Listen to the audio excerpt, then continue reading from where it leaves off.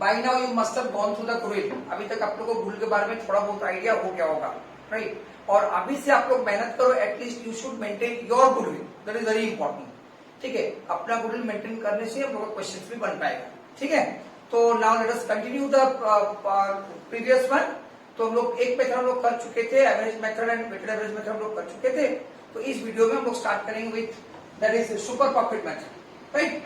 Super profit method में goodwill is equal to super profit into number of years of purchase.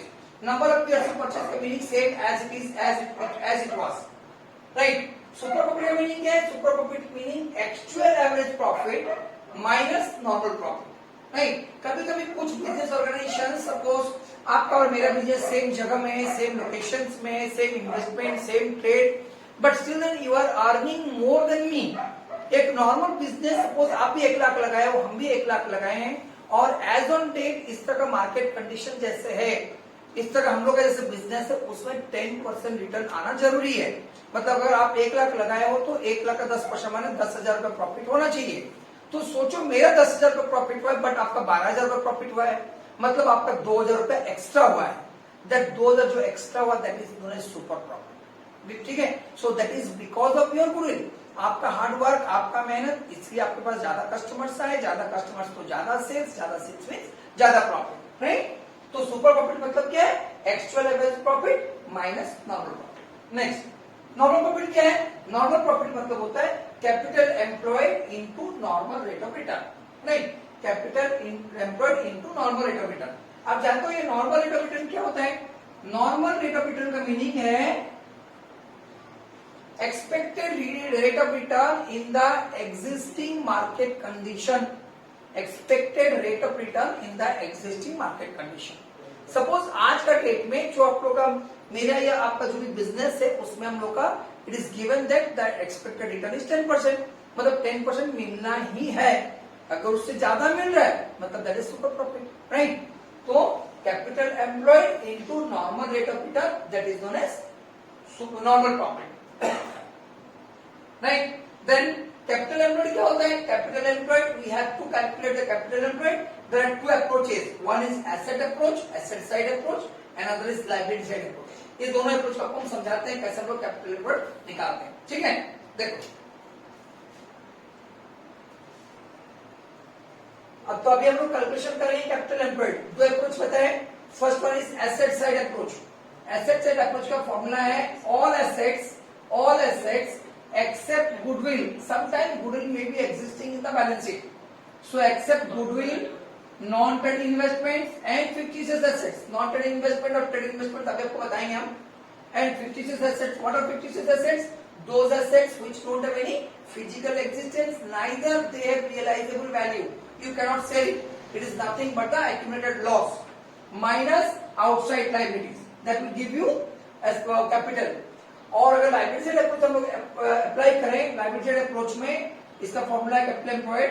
Capital employed is equal to capital plus reserve minus goodwill if any minus non trade investments and minus fictitious assets, right. तो ये दो approach में आप लोग को मिल जाएगा क्या? आपको ये तुम्हारा कैपिटल एम्प्लॉयड मिल जाएगा, ठीक है। नेक्स्ट, नॉन ट्रेड इन्वेस्टमेंट्स क्या होते हैं? non-trade investments are those investments that are made to earn revenue, कुछ अर्न करने के लिए, इंटरेस्ट अर्न करने के लिए, गेन करने के लिए, to earn revenue by investing surplus funds. कभी कभी कंपनी के पास सफिशिएंट फंड्स हो जाते हैं, सरप्लस फंड्स हो जाते हैं, at the time the company prefers to invest it somewhere from where the company can get some return in the form of interest, surplus fund and not for the purpose of furtherance of the company, अपना firm का बढ़ावा के लिए नहीं, rather it is invested in order to generate some revenue।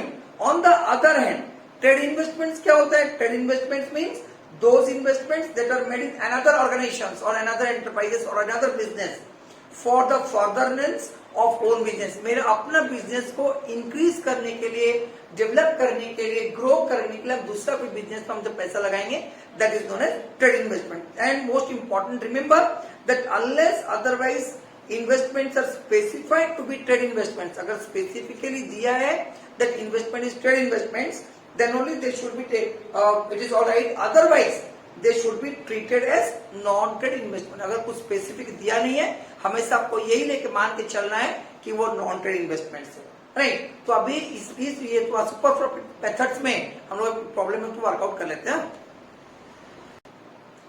Now see, average profit earned by the firm is 90,000 is given, which includes undervaluation of stock। ये आप लोग पढ़े हो लास्ट वीडियो में, undervaluation of stock। Undervaluation of stock leads to decrease in the profit। So if we want to calculate the correct profit, अगर हमको correct profit निकालना है तो हमको ऐड करना पड़ेगा, राइट। कैपिटल इन्वेस्टेड क्वेश्चन में दिया हुआ है that is 8 lakh rupees and normal rate of return में दिया हुआ है 8%, राइट। तो अभी हम लोग को निकालना है goodwill on the basis of 3 times the super profit, ठीक है। तो सबसे पहले क्या निकालेंगे, एक्चुअल एवरेज प्रॉफिट कितना है। अब देखो एक्चुअल एवरेज प्रॉफिट कितना होगा, actual average profit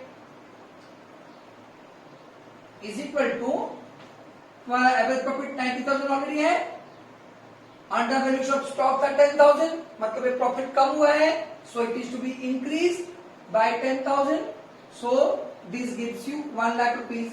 this is the actual average profit, right. Then normal profit कितना होना चाहिए, क्या बोले थे हम formula, normal profit is equal to capital employed into normal rate of return.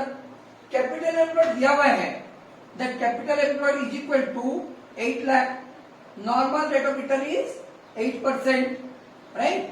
So this is equal to 64,000, है ना।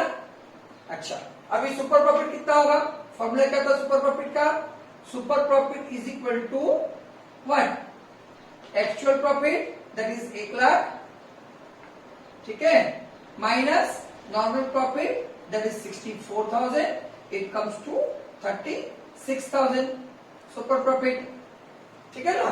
तो गुड का वैल्यूएशन कितना होगा, गुडविल इज इक्वल टू नसी, गुडविल इज इक्वल टू,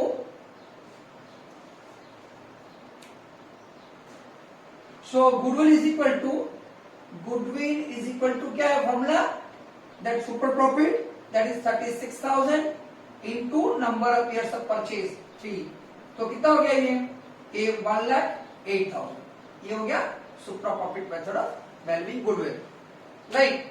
तो अभी लास्ट मेथड बचा, last method is the capitalization method, ठीक है। क्वेश्चन यही रहने देते हैं, इसी क्वेश्चन को बेस करके हम लोग वो दोनों मेथड उसको कैपिटलाइजेशन मेथड को करेंगे, ठीक है। सो कैपिटलाइजेशन मेथड में 2 फॉर्मूला है, फर्स्ट है capitalisation of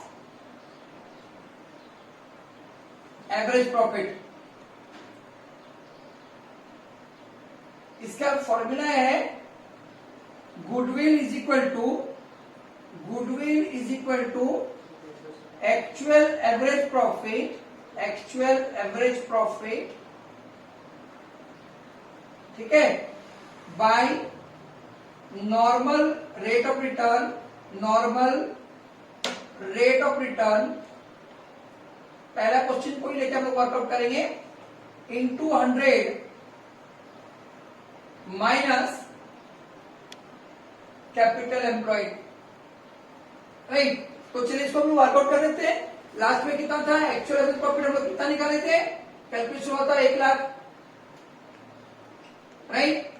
normal rate of return was 8% into 100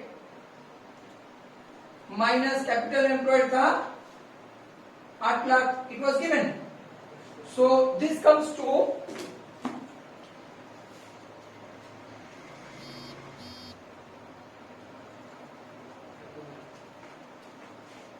12,50,000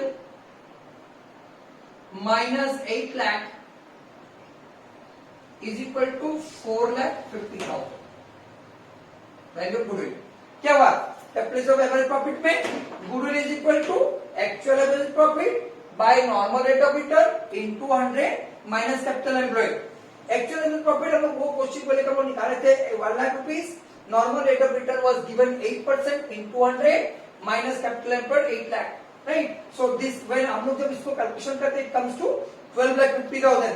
12,50,000 minus, अब इसको वर्कआउट करते हैं 1 lakh by 8 in 200 minus 8 lakh, तो ये हो गया। जब वर्कआउट करने से इसको आई आ गया 12,50,000 minus 8 lakh, it comes to 4,50,000। ये हो गया capitalisation method of average profit. Next है तुम्हारा capitalisation method of super profit.